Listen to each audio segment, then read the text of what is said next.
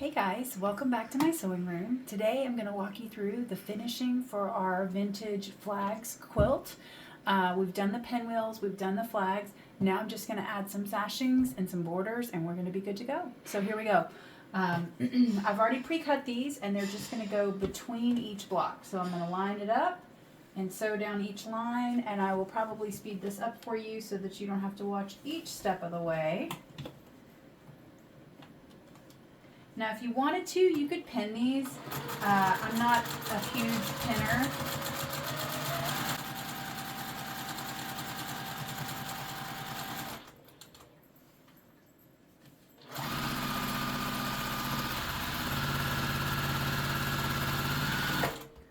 So I'm just going to flip it open, make sure I like where my points are ending up and that I didn't cut anything off. And when I press that open, I will still be able to see those. So we're good to go. So I will go ahead and speed this up and chain piece the rest of these, and then I'll show it to you when it's up on the design wall again.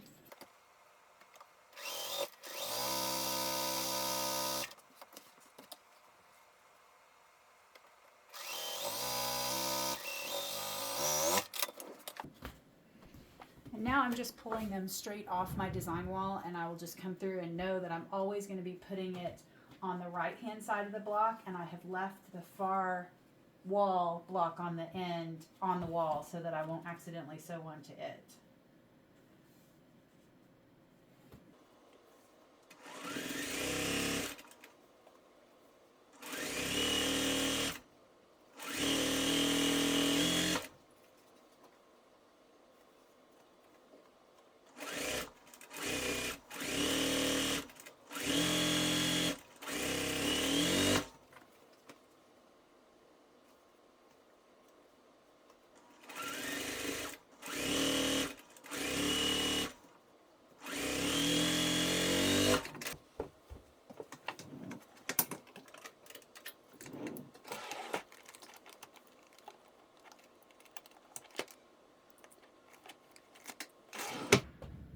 Alright guys, so as per usual, I just ran out of bobbin thread. I have 5 bobbins.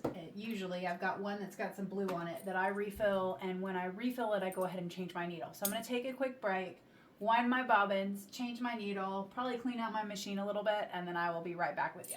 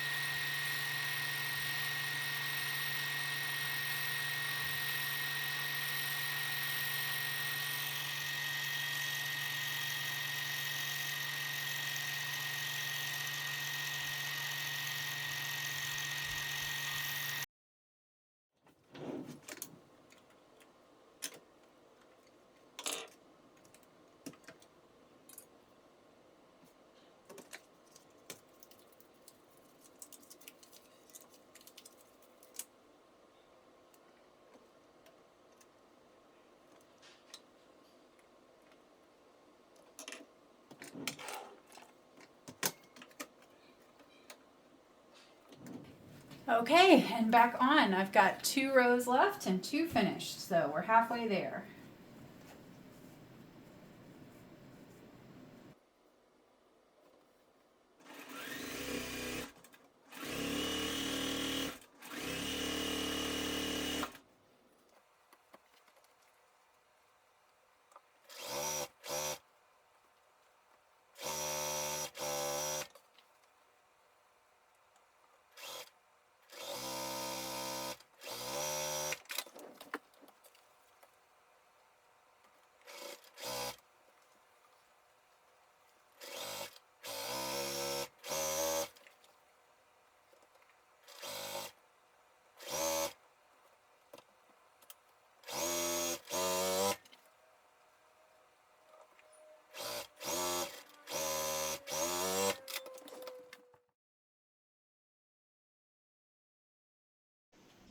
Okay, so now we have all of the sashing between the blocks sewn together, And now I just need to sew the blocks together, and then I will have my entire row.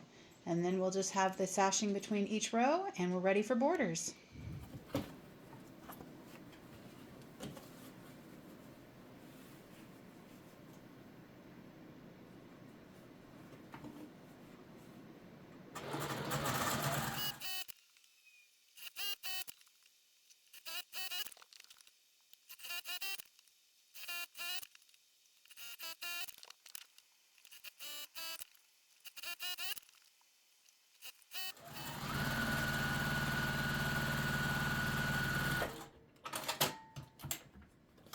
Okay, last row. Okay, so now I'm just sewing together the sashing between each row now that all the rows are completed. It's just a single piece that goes from right to left underneath each row. And you can definitely pin these. Again, I'm not a huge pinner unless I feel like stuff is really shifting around on me or I have a lot of corners that I want to connect. I kind of just roll with what I have.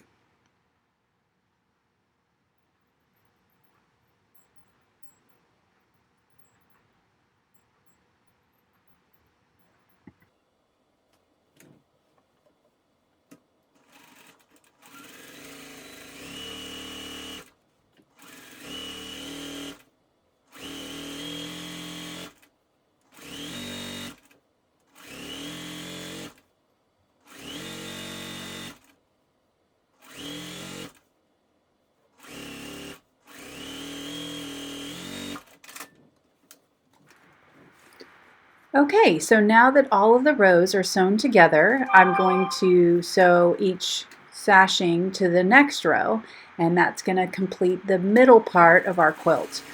So this is where things kind of tend to get a little bit bulky. You'll see me here in a minute move some of the stuff out of the way off the table. You like to have a little bit of extra room if you have the space to use it.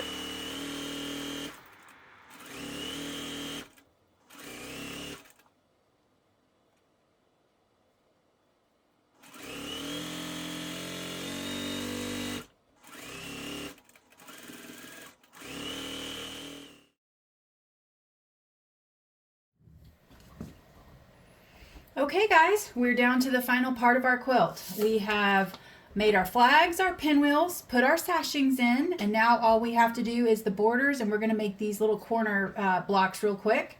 They're going to be pretty simple. We had our 2 half square triangles left over from our triangles on a roll earlier on.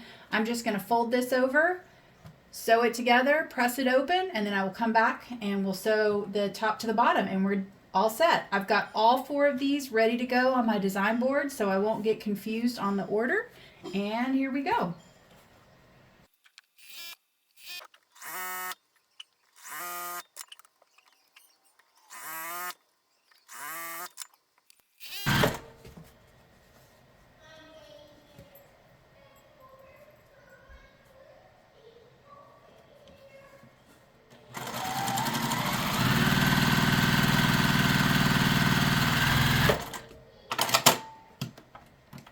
Okay, so now we can take all these over to the pressing station and give them a quick press. I'm going to press them open. I'll be right back.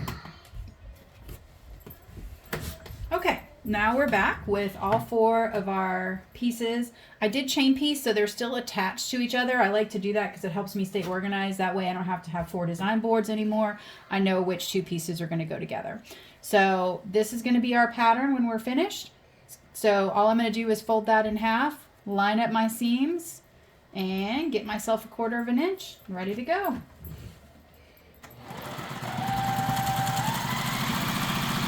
Now absolutely, if you are a pinner, this is when you would pin. I typically just try to keep my seams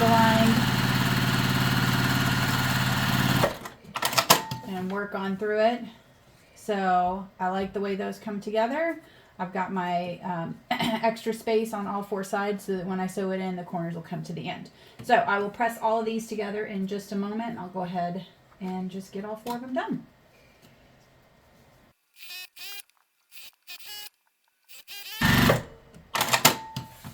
Okay, so I've chained them together. I'm just going to break them thread between them because I don't need those attached, and we will get to pressing.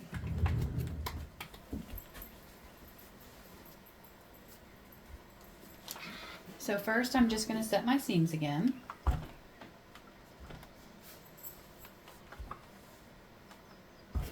And then I like to press to one side, and then I'm going to press open. So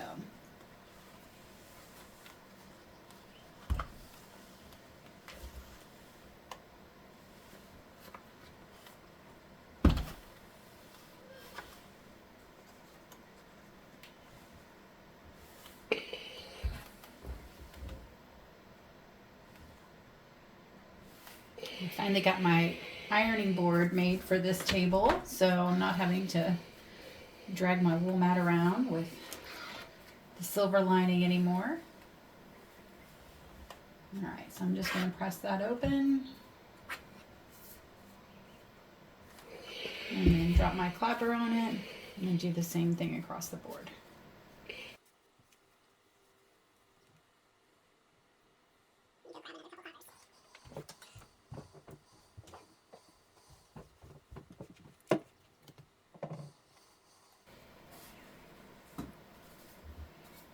My husband made me these giant clappers and I absolutely love them. I've been working on some bigger blocks lately and I can get almost the entire length of a 16-inch block in one seam.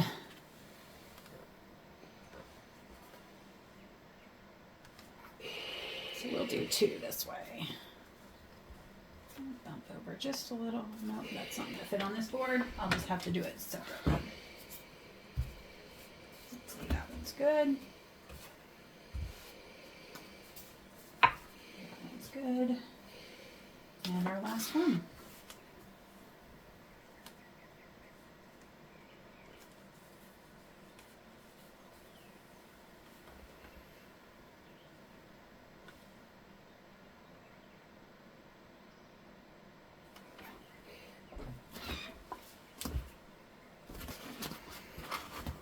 Okay, so there we have our cornerstones. Now we need to get into our borders, and then we're going to be sewing that on and finishing up. Okay, so next we're going to sew our borders together. I have my white border and my fabric design border right sides together, and I did pin this time because it's such a long run, but I don't sew over my pin, so I'll be pulling those out as we go.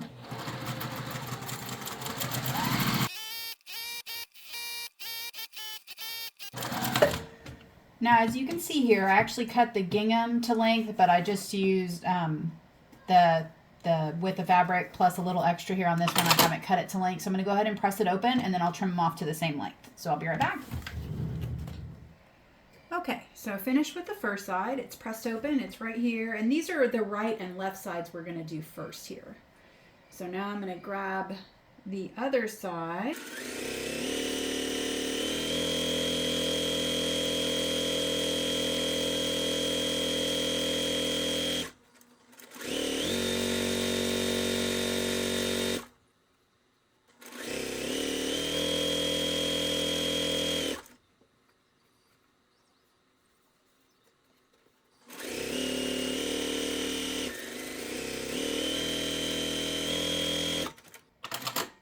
Alright, so I'm going to take this over to the ironing station and I'm going to press it open from the back as well, and then we'll be ready to attach it to our quilt front.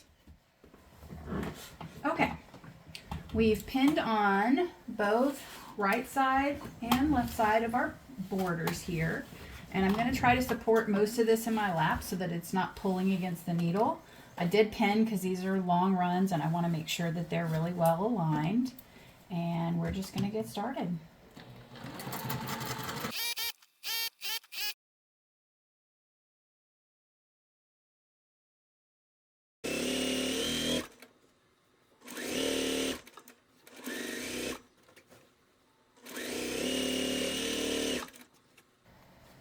Now I can see through this white fabric to my fabric behind, so a lot of times I will hold that point with my finger so I know exactly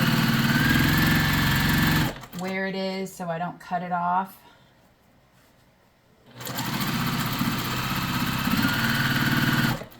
And then I'll come down here and find the next one.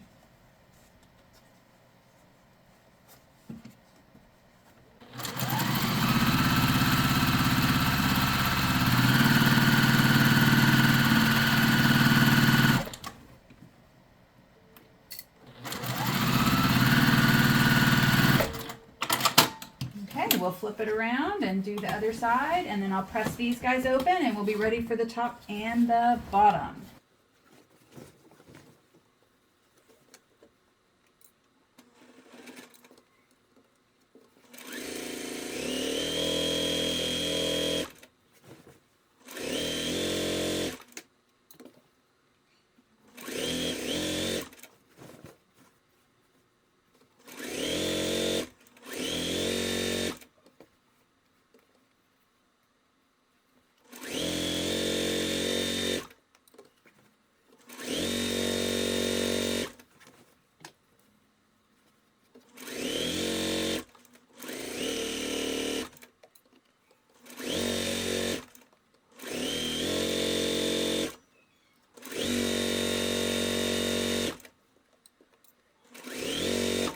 Guys, so our sides are all set up now, and all we have are the top and the bottom. We're going to sew our borders together just like we did on the right and the left, and then we're going to add our cornerstones to that.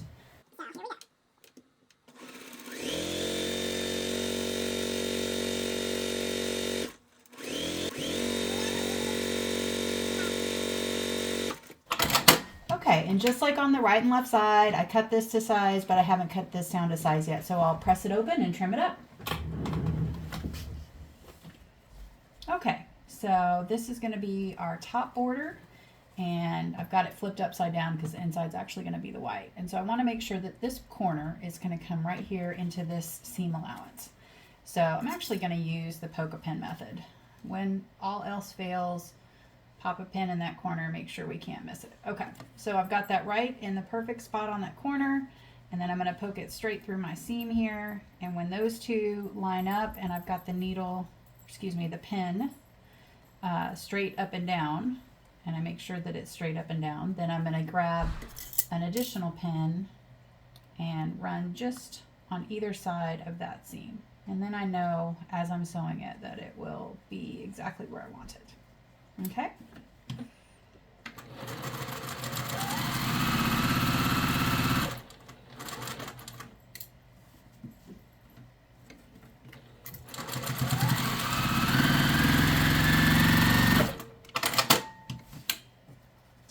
And there we have it. I have it right in that corner. So I'm going to go press this one open and grab the other corner, and then we're ready to go on adding these borders and finishing it up.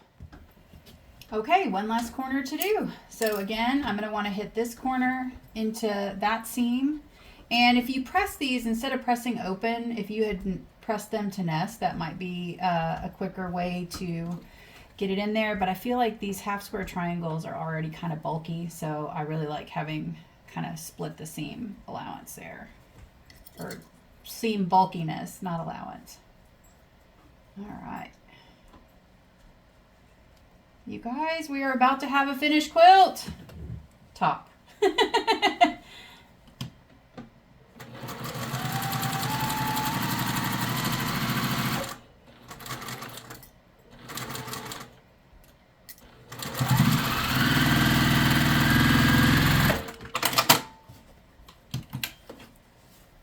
Okay, perfect. Let's go iron this, and then we'll get it pinned onto our quilt top and we'll finish it up.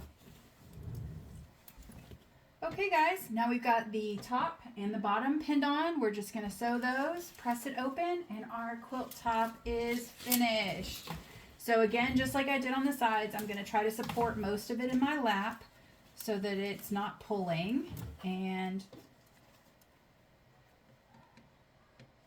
I caught it before it came unthreaded. All right, here we go.